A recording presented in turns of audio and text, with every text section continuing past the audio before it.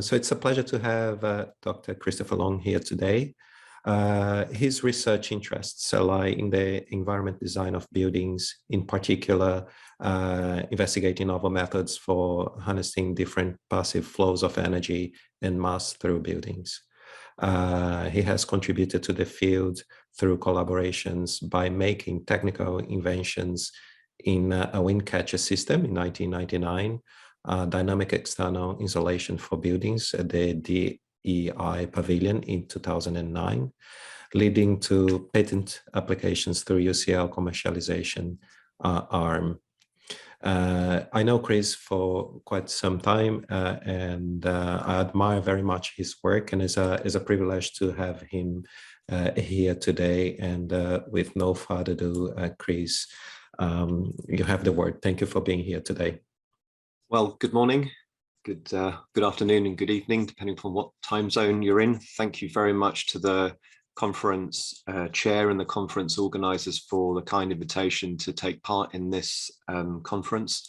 It's a great honor. I'd also like to thank my colleagues who have had a large part in the work that's going to be presented, particularly the leadership team of the group that I work in, Professor Bob Shield, Professor Peter Scully, and Honorary Professor Robert Aish, who have all been hugely influential in the presentation that I'm going to unpack. It's called In Search of a Dialogue for Manufacturing Conformance. And it's offering a lens through which to look at design computation. So I'm really pleased to be part of the session on cultures of computational design. I should just briefly add to the very kind introduction by Abel that I'm a chartered architect by training, and I spend my working life as an academic training the next generation of design computation practitioners. And in that regard, I run a master's course module which is dedicated to the computational challenges of industrialized manufacturing and construction, called Studio 4 in the Masters in Architectural Computation. To very briefly contextualize the talk, I see this very much through the lens of the construction site versus factory production, and the impact that has on and has had on economic productivity in the AEC sector, so the architectural, engineering and construction sector. So this, for me, very much problematizes the research area that I work in, and in particular the challenges and the slow uptake in the adoption of digitization in the AEC sector. I can only speak for myself, I suppose, in my experience in the construction industry when I was practicing as an architect, which is some time ago now. It's characterized by this image. It is messy. The point of production isn't so much a point of production, it's literally a point of construction. And it's messy. It's a very difficult place to project and control dimensional precision. It's always at the mercy of exceptionally inclement weather, which can halt work. There are all kinds of pressures on hours of access, number of days in the week you can work, and so on. And that does make using, even though excellent surveying technology is available, does make it difficult to project and manage that technology to control dimensional characteristics of both, whether it's earthworks or construction elements like in situ concrete. And it contrasts enormously with the kind of environment that you expect most of industrialized manufacturing operates within, where it's under a roof. So hours of operation extend far more across a year. You can run double shifts and triple shifts, something which is very difficult to do on construction sites in most of the Western world, at least. And I think that the ability to control dimensional precision is a great deal easier. So there's a real disparity between the two worlds. And I'm not embarrassed to say that when I was completing my training as an architect, these two reports played very heavily on discussions both in education and amongst the first employment that I had as an architect, learning my craft. The report by Leung in 1994, which seems ancient, is, I would argue, just as relevant today. They both tried to analyze why there were systemic issues in the construction industry, mode of procurement, the way that projects were managed, the difficulties in how fragmented the supply chain landscape was. And it made some specific recommendations, many specific recommendations. I'm going to pick three that are, I think, most important and still relevant, and that I think deserve a particular kind of readdressing. And those are standardization, prefabrication, and pre-assembly. Those are words which in the manufacturing sector, in particular automotive, aren't news. There have been efforts since mid-1940s and certainly late 50s, early 60s of automating the automotive sector by a concerted effort to standardize components to make the most out of prefabrication and pre-assembly. And it's true that it's happened a great deal in construction too, but there's a long way to go. And the evidence that there's a long way to go can be charted and has been charted by analysts of the industry, such as quoted in this report from the McKinsey and Company group, who have been looking at the productivity of construction relative to almost all other areas of industrialized manufacturing.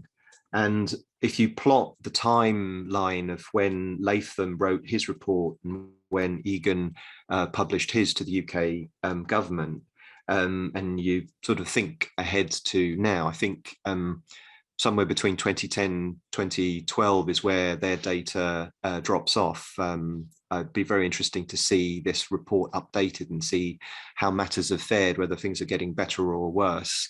I imagine that somewhat pessimistically, it's probably still at the same level. So there's a real disparity there, and you've got to ask yourself, what are the reasons for that continuing poor performance and lack of progress? Well, the clue might be found here in another McKinsey report, which is looking at the adoption of digitization in business processes. And in those areas, advanced manufacturing, which one would class automotive, certainly aerospace, defense, and other sectors, as well as basic goods manufacturing, white goods, furniture, things like that, both rank sort of mid-level and above. And construction's still pretty much at the bottom. We're just above agriculture and hunting, which does make you worry. And it's still seen that off-site manufacturing, off-site fabrication and pre-assembly in the construction sector is still the largest area of growth, potential growth. And it's fairly obvious when you start to look at the process that would be the obvious area to approach this if you wanted to improve productivity, is to basically think about taking the construction activities away from the construction site and just deal with construction as essentially the point of assembly, make everything somewhere else, make the minimum amount of time on the construction site and get the building operational and occupied as quickly as possible. So why is that difficult? What really are the range of challenges? And I think that they are, they're enormous. They're structural. There are so many areas of it. And I think the main thing one of the main things I think that's an information challenge is the level of precision that's possible in a factory compared to the precision that's possible on a building site. And I think a key part of that is understanding how tolerance is represented and how it's managed and how it's so different between those two fields. And I'm really advocating that this is an information problem. I think in adopting industrialized manufacturing in the AEC sector, there needs to be several shifts of thinking. And one of them is certainly not to just transfer the sorts of things that you do on a building site and put them in a factory environment. I think that the techniques and methodologies that industrialized manufacturing have, the standardization, the prefabrication and the pre-assembly, need to be adopted in a much more holistic way. And I think one of the key information challenges is how the tolerance is managed, how that constructability is addressed. And in manufacturing, there are a whole series of initiatives, geometrical product specification, product manufacturing information that you put into digital models, as well as quality information framework. But there is a paradox that we're so used to using nominal CAD geometry, where we'll draw in a digital file, and our digital geometry kernels will store coordinates to very high degrees of precision. But the reality is that made objects and made assemblies, they have dimensional variability. And often the convention is to use plus or minus dimensions, and these are ambiguous. And there's a fascinating history in the analysis of drawings, what's meant when you are trying to express your design and what is understood by manufacturers who are trying to prioritize what is it you actually need, what is it that a design needs to achieve. And that ambiguity in the expression of design intent, I think, is a really fundamental obstacle, one might say discipline, to overcome. And it's essentially the task of specifying what the functional requirements are, asking yourself the question, what does something actually need to achieve? And picking out of all of those palette, if you like, of tools, geometric product specification is certainly one that goes a long way towards satisfying that need to become less ambiguous and more specific about what the design intentions are. In manufacturing, in industrialized manufacturing, it's well established. There are syntax expressions that you can put on drawings that are backed up by rules of interpretation that have been standardized in this set of documents. And the promise is, of course, that if you implement these language syntax and rules of interpretation, you can lower cost, because you're entering into a dialogue with the manufacturer to tell the manufacturer, okay, this is what's important, this is less important. But you can do it in a way where you leave the manufacturer to be creative in deploying where to project precision and where it will not matter, and have no loss of functional performance. And interestingly, if you use the standard rigorously, you can actually allow for more generous tolerances, because it's more clearly understood where it's needed and where it's not. It does something else, which is to provide a means for testing performance, explicitly testing performance. If you have an ambiguous description, you have an ambiguous ability to test. In other words, you don't have an ability to test. And testing for conformance with something which is explicit is really important, because you can use it to resolve disputes and establish what is and is not suitable before it leaves the factory. Because when faulty parts arrive on a building site, it's already too late, and you lose the advantage of a lot of these methods.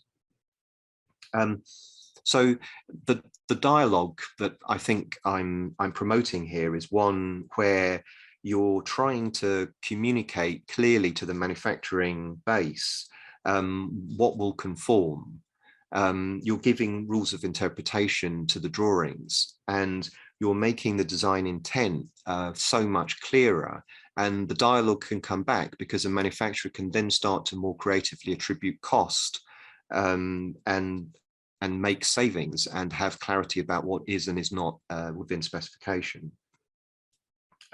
reaching into my own toolbox of parts that I use, and this is pretty typical for someone who makes things and deploys them to building sites. There's a certain sort of selection that you go through and a certain process that you adopt, and you recognize immediately that in the world of producing CAD information, there is actually very little manufacturing information explicit. There is a lot that's implied, but a manufacturer is not really clear about what's most important, what is critical and by how much. I think this is a really important part of the dialogue, that using things like geometrical product specification is the means to do that. It's the language to adopt. And it goes all the way across from right to, I'm sorry, yes, from right to left. I beg your pardon, from left to right, where there's a neutral CAD description that moves to having GPS annotation applied and then something that can be measured. Scaling that up, so taking the subset of instruments that you would take to a building site, I still think that this is very much possible. It's a question of mindset. And there are increasingly efforts to be able to project into the manufacturing environment that conformance test, for example, using laser contours to project directly onto welded components, so that it's a form of, I wouldn't say jigless, but going in the direction of being able to directly say onto a physical part what the requirement is, so you can understand what margin it can operate within. And using augmented reality to project onto made components actually what the conformance requirements are, as a way to have that dialogue that you can get feedback from the manufacturers to where things will cost a lot and where things are easier to achieve.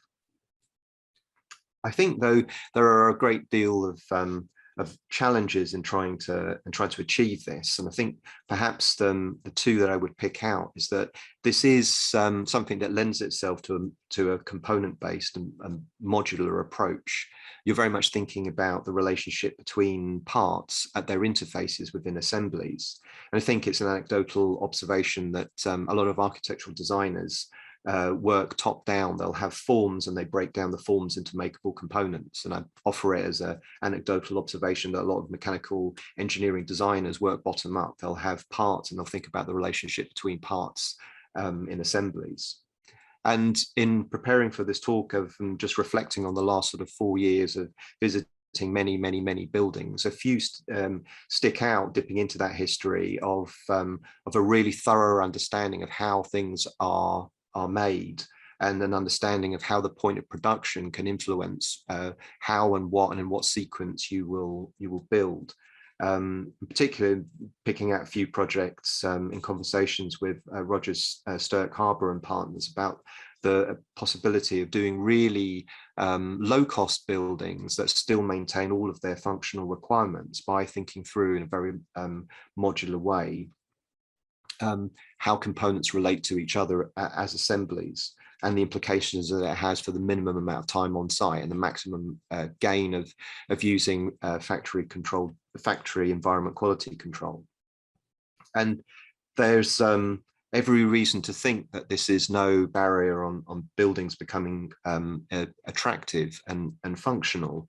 It's really a question of deploying the means rather than having an enormous detrimental impact on the outcome, as I think is the unfortunate hangover from the 1960s of large-scale prefabrication and off-site construction. I'd offer some conclusions in this that I think, being an academic and an educator is where I'd like to cite myself, that there are technical questions about how much you can transfer something which is very well established in the manufacturing industry sector into the construction sector.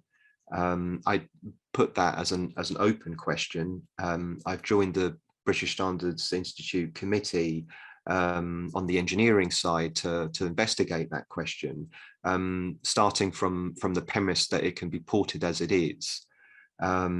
But I think through experimentation and case studies, I'd very much like to explore how much it can be adapted and how much account there needs to be given for the scale and type of technical tolerance and geometrical tolerance that's found in construction.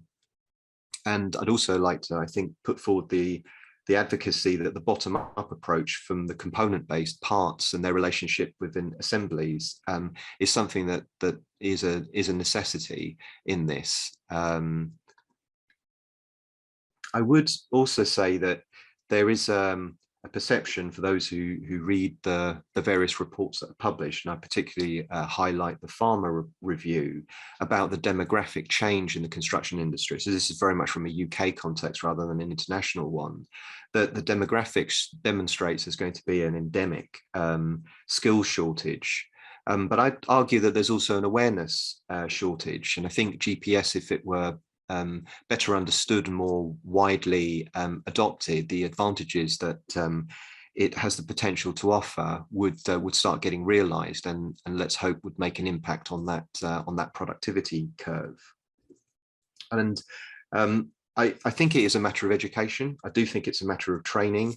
I'd argue that if you look around, certainly in the UK context, organisations like Rolls-Royce, Jaguar Land Rover, BAE Systems, Airbus, many of the Formula One racing design houses, the UK's atomic weapons establishment, and many others will actually require their supply chain to be literate in this. And I think that that's the key thing. A dialogue is only any use if the participants have a common level of literacy to carry out a meaningful conversation and know what's being asked for, and being able to respond in a meaningful dialogue. And I think that this is clearly a matter for education to step up and say, yes, this is part of the language that we want to teach. This is part of the literacy we would like graduate level students to be able to go out into the industry at large and practice. So I think in conclusion, there is an ambition here that several steps of evolution in digital practice are needed. Getting the right level of detail to be able to implement GPS as in the part and assembly level is still difficult. A lot of architectural practices and a lot of I would say architectural software used in architectural practices doesn't allow you to specify model-based definitions, which is a way of explaining to a manufacturer exactly where the priorities are.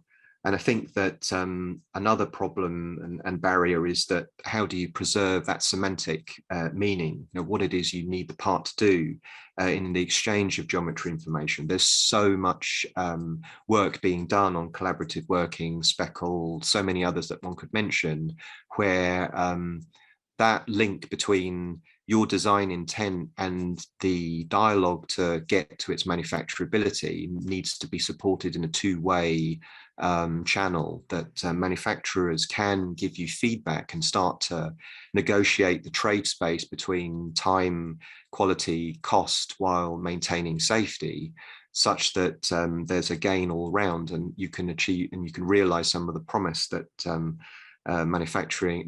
industrialized manufacturing has been able to reap from the adoption of GPS, and ultimately get to a point where we can design buildings that perhaps can't be done any other way by maximizing our leverage of industrialized manufacturing in the construction sector. I'd leave it at that. Thank you very much. Thank you very much, Chris. Thank you for the super interesting presentation. So there is a question here from Eduardo Lazarotto. Do you see blockchain as a potential technology to improve geometrical production specification? So Eduardo, thank you very much for the question. So here's how I would try and answer this. It is a very, very interesting question, because the point of geometrical product specification is it's a framework. It's a set of documents that you use to understand what's being asked for. But the dialogue that this talk's trying to get across that's needed is that the benefit, once you establish what's needed, is to attach a value to it. And I think that ways of trying to attach This is where there's a plus point. This is where if you go down this route, there's a manufacturing benefit and there's a value that you attach to it. I think starting to get blockchain technology into the description in terms of the transaction, not necessarily geometrical product specification, because I think that that's really, it's to do with what you want. It's to do with unambiguously explaining to the manufacturing sector, the design needs to achieve this. This is where the priorities are. But the point about blockchain and other technologies that you use, so this would be, I think, more from the supply side, is to say, okay, this is what we think is most important and be able to send that back. And I think that that part of the dialogue, at least in the AEC sector, is not as well developed as it is in the manufacturing world. I think that the reason why these standards are so well developed is a testament to how active the manufacturing world has been. And when I say has been, this has its origins since the 1930s. I neglected to unpack the history of where GPS comes from.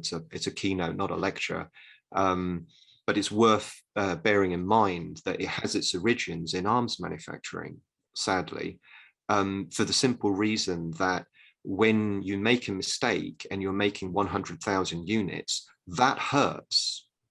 And I think that this is one of the contrasts in trying to, things like blockchain, but other technologies too, that you use a dialogue to be able to have value negotiation, is that buildings are generally large component count, small volume, whereas things like where a lot of these standards come from, which regrettably is in the arms world, it's very, very, very large volume, very, very, very small part count. You want to make things with the fewest number of parts to achieve their function and make lots of them. And when you make mistakes, it's costly. But the reality is that that's true everywhere. When you make a mistake in a building, it's costly. Someone's going to lose money. Someone's going to get angry and start a dispute. And that's one of the other things about GPS, is that I think it establishes a basis for resolving disputes, or certainly one hopes getting to the point where you don't have the dispute to begin with, because you can say, this part is out of spec, end of. There's no ambiguity about it.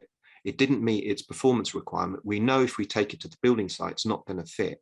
And I think that that evolution in value exchange and being able to have that kind of constructive dialogue needs some standards, needs some frameworks. And the fact is that they exist. One needs to look over the garden fence at what's going and has been going on in industrialized manufacturing and start to embrace some of that world.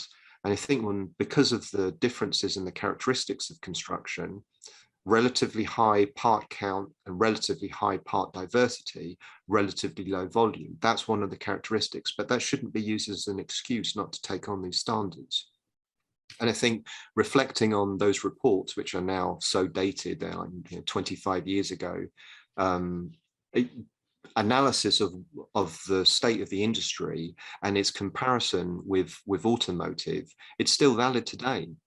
It's sort of professionally embarrassing to think that I've been doing this for 20 plus years and the same obstacles seem to exist. And I don't think it's a surprise that productivity line still looks flat. I hope that answers your question a little bit, Eduardo. Yeah, no, that's super interesting. There are like a few points there we can expand, but yeah, it's time for a coffee break, so we can have a think on our quick break. But super interesting, and let's go for the break, and then we start with the first presentation for this coming session.